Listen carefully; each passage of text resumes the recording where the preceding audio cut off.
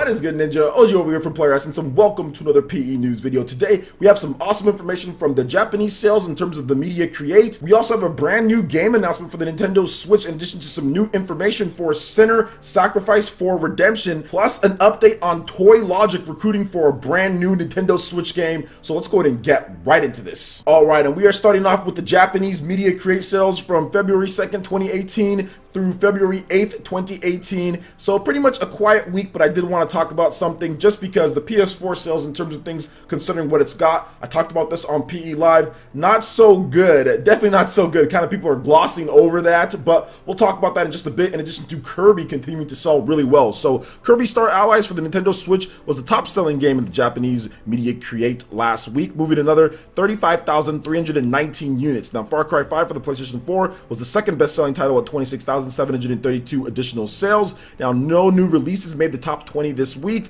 Now on the hardware side of things, the Nintendo Switch sold another solid 40,016 units, while the PlayStation 4 family of systems, so the base PlayStation 4 and the PlayStation 4 Pro, sold around 14,500 units, and the Nintendo 3DS sold around 9,422 units. Now pretty much at the top we talked about Kirby, Far Cry, but then Splatoon 2, once again just continuously selling 20,000 units, pretty much all in 2018. It's been constantly selling at the top of the charts, within the top 5. Splatoon 2 is the ultimate like evergreen title in Japan. It's doing absolutely phenomenal. Mario Kart 8 Deluxe is also continuing to do well. Legend of Zelda Breath of the Wild, Super Mario Odyssey, all of those games were in the top 6 when it comes to it. Hyrule Wars Definitive Edition is still hanging on there. You have a couple PS4 games as well, with Super Robot Wars X. Ni no Kuni still kind of hanging on a bit. Number 8, not too bad there, but overall I don't think it sold up to where it needed to sell, but that's okay.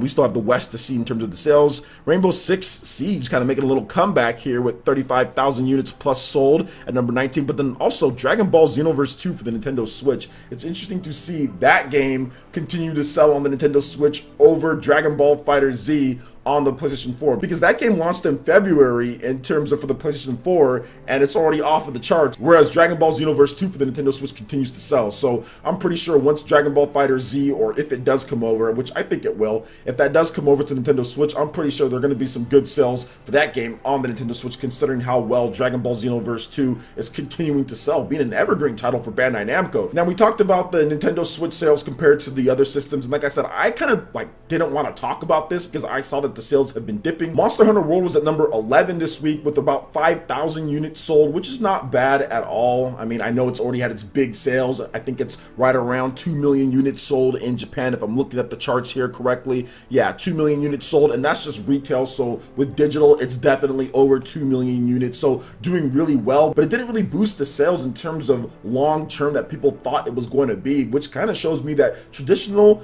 home consoles in Japan are somewhat dead. And the only reason why I'm going to say that is because the PlayStation 4 has received these games since the beginning of 2018. It's received titles such as Monster Hunter World, it's received Ni no Kuni 2, Valkyria Chronicles 4, Sword Art Online Fatal Bullet, Dragon Ball FighterZ, and Shadow of the Colossus as well, in addition to the Super Robot Wars X and other games that I'm not even listing. They talked about Far Cry. There's been other games that have just been releasing constantly, big hitters for the PlayStation 4 in Japan, and it still can't consistently top out over the Nintendo Switch. And Ni no Kuni 2 and Valkyria Chronicles 4 literally just launched in Japan. So those are two big name titles, and the Nintendo Switch consistently, after that whole Monster Hunter World hype kind of died down, consistently selling better in terms of sales in Japan. Now the only reason why I'm bringing this up is because it kind of just shows you, like I said, traditional gaming systems like the PlayStation 4 are kind of dying in Japan, if not already somewhat dead. Now with the Nintendo Switch, look at what it's getting, and it's still constantly selling at where it's at. So I think going forward in the future, in terms of some of these Japanese developers, they're definitely looking at this and they're going to plan accordingly. We're going to see a lot of cool stuff for the Nintendo Switch because of kind of what's going on there. But overall, you guys all know, like, the West is the big market for a lot of these different games that we talked about. Outside of a couple of them there, I think the West did a lot better just because the sales are a lot better in terms of overall hardware sales for the PlayStation 4 in Europe and the West. So it's not like the PlayStation 4 is having problems or struggling. I'm not saying that at all. All I'm saying is that for Japan, we're definitely going to see a lot more Japanese developers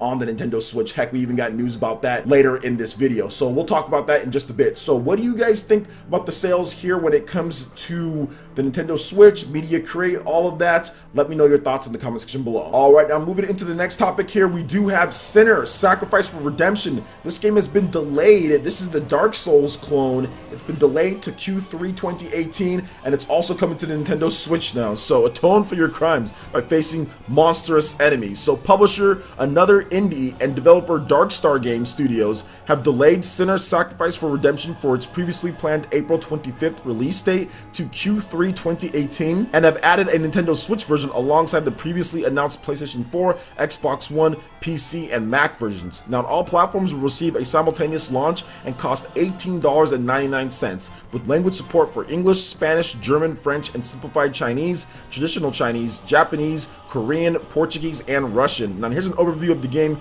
via another indie studio, and I covered this game back, and it's so funny because I compared it to Dark Souls, and I was like, man, this is like really like Dark Souls. So anyway, Darkstar Game Studios is composed of AAA veterans, including a former Ubisoft art director, Konami senior programmer, and a Blizzard technical artist. To atone for his wicked crimes, Adam, a soldier with a dark past, must set out on a quest for redemption and face off against monstrous enemies based on the 7 deadly sins. His vile deeds and history with these beasts will unfold as he draws closer to absolution. Sacrifice a part of Adam before each duel and receive a permanent debuff, resulting in reduced health, strength, or equipment for the entirety of the journey. Each battle will become tougher than the last as debuffs stack, but new gear can be obtained by successfully conquering trials. If all hope is lost, revive a defeated enemy to regain a sacrificed attribute and revisit the battle later. Experiment to find the optimal path to redemption, or take all debuffs simultaneously from the start for a challenging and rewarding journey. Sinner allows the player to choose a difficulty that fits them the best while facing off in diverse battles, said another indie director of developer relations, Ian Gardner, in a press release. Whether they are in search of the easiest order of bosses to fight, or if they want to start the game with the most difficult conditions, Sinner tailors the adventure to them. So you can also check out the Nintendo Switch version announcement trailer. So apparently I think that would be Nintendo Switch footage that you guys are going to be seeing here. But yeah, they just kind of added that in there with the Nintendo Switch, and this might be the first game that could have been, at least that I've reported on, delayed to add in the Nintendo Switch, because it just seems to me like that might be the case, just because, okay, all of a sudden Nintendo Switch version is coming. I know when I first talked about this game, the Nintendo Switch was barely out, maybe, or I'm not really sure exactly when I talked about it, but the Nintendo Switch probably wasn't on their radar in terms of this game coming over. Then all of a sudden, okay, in the same month, they announced a delay, then all of a sudden the Switch version is coming. So it is somewhat possible that the Nintendo Switch could have delayed this game overall, because they have to add in that platform. They're a smaller indie developer. Now, they could have got someone else to do it, but maybe they wanted to make sure that they launched all simultaneously, so they just kind of get, you know, all of the best sales that they can get across each platform, and not have to worry about making excuses and telling people, okay, well, no, you can still buy it on the Switch even though it's months and months and months late. So maybe that was the case, or maybe they just even needed more time. That could just be it too. Maybe they just needed more time to polish.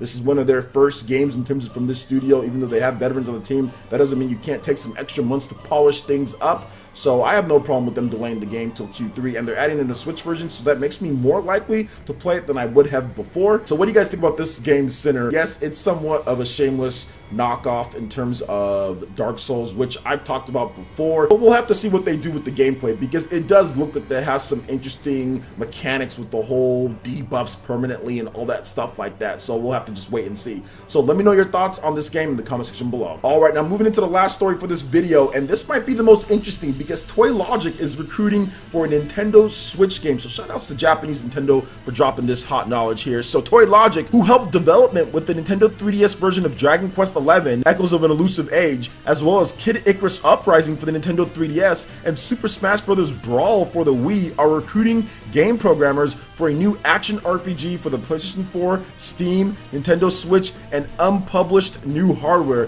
which adds credence to the PlayStation 5 rumors. So it looks like this one might be a little bit longer in terms of when it's going to come. Maybe it's a 2019 game, and then 2020 the PlayStation 5 launches. But yeah, it does seem like the PlayStation 5 is a system that's out there, you know, that's out there to some developers. And a new action RPG, these developers have a lot of experience when it comes to stuff like Kid Icarus Uprising, when it comes to Dragon Quest XI, Echoes of an Elusive Age, and also Super Smash Bros. Brawl. They've worked on some heavy-hitting franchises, really good games. So Toylogic, that is definitely a developer to keep your eyes on, but it does seem like the game is a little bit ways out when it comes to it, but that's okay, that's okay. I like the fact that the Nintendo Switch is part of the plans very early on, and I talked about this before, how it's going to take just a little bit of time outside of when the Nintendo Switch was being successful, that you're going to see developers say, okay, we know the system's not going to flop like the Wii U, now we're going to make sure that when we put a game together, it's going to be on Nintendo Switch. Heck, even if it's on PS5 or PS4 or systems stronger than what the Nintendo Switch can do, we're still going to make sure that there's a Nintendo Switch version working. So I think that's going to be most Japanese developers. If they're making games now at this point, if they're planning for games now, is definitely going to be on Nintendo Switch. So we'll see their games in 2019, we'll see their games in 2020, we'll see their games in 2021, or however long it takes. So like I stated, guys, it's going to take a little bit of time, but you're going to see developers from the start support the Nintendo Switch going forward. Obviously, if the Nintendo Switch was in the Wii U type of situation, we probably wouldn't be getting this game on the Wii U. But the fact that we're getting this game on the Nintendo Switch is absolutely amazing. Whatever it does turn out to be, this is definitely a story that we're going to be following up on as the months and years go on, depending on when they actually decide to show it off. So what do you guys think about this news when it comes to Toylogic? Also, Sinner, Sacrifice for Redemption getting the Nintendo Switch version, in addition to the media create sales and kind of what's going down with the PlayStation 4 in Japan despite getting all of the big name games it's getting. I would love to hear your thoughts in the comment section below. Alright, Ninja, that wraps it up for this video here. Go ahead and check out the links in the description below. We got Facebook, we got Twitter. Go ahead and give us a like and a follow on our social media. It really helps us spread the content of Player Essence across the internet in addition to YouTube. Also, make sure you check out our Patreon, Twitch, and YouTube live gaming pages and consider supporting Player Essence. When you do so, it gets you access to all sorts of cool benefits, perks, rewards, and emotes via YouTube sponsorship. So check out the link in the description below and consider supporting Player Essence right here on YouTube. Hit that like button if you did like this video. Lets me know you guys want more content like this going forward in the future. And subscribe to Player Essence for the latest RPG, Japanese, and Nintendo gaming news. Thank you so much for watching. I will catch you for the next video. Peace.